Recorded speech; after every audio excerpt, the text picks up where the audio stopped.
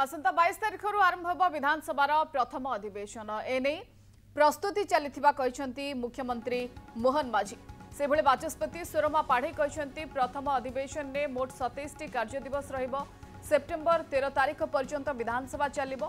ए अधिवेशन में 2024-25 आर्थिक वर्ष पर पूर्णांग बजेट आगत हेबो।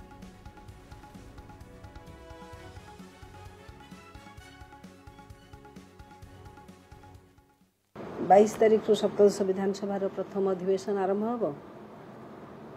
मोट 27 कार्य दिवस रहिबो एवं आगामी सेप्टेम्बर मास 13 तारिख पर्यंत विधानसभा कार्य अवधि रही एनेकरी गतकाली एक विज्ञप्ति प्रकाश पाई एवं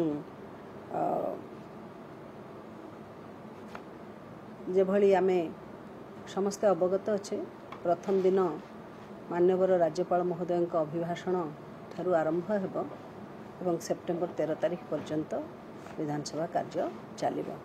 ये विधानसभा रो प्रस्तुति चली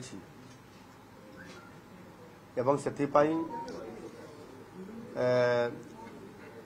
महामहिम राज्यपाल पाखरु नोटिफिकेशन बा समन ये आसी जाइछि। सेथिपाई विधानसभा रो प्रस्तुति कार्यक्रम चली बजेट रो प्राक प्रस्तुति चली एणु जेते बेले बजेट रो रूपरेख एवं ताहार आवश्यक जहाँ पदक्षेप नेबा कथा स्वतंत्र भाव से कार्यक्रम आसीबो एवं गोटे स्टेज को जेते बेले आसीबो सेते बेले ए कथा को आपण मान को जणाई दिया जाय।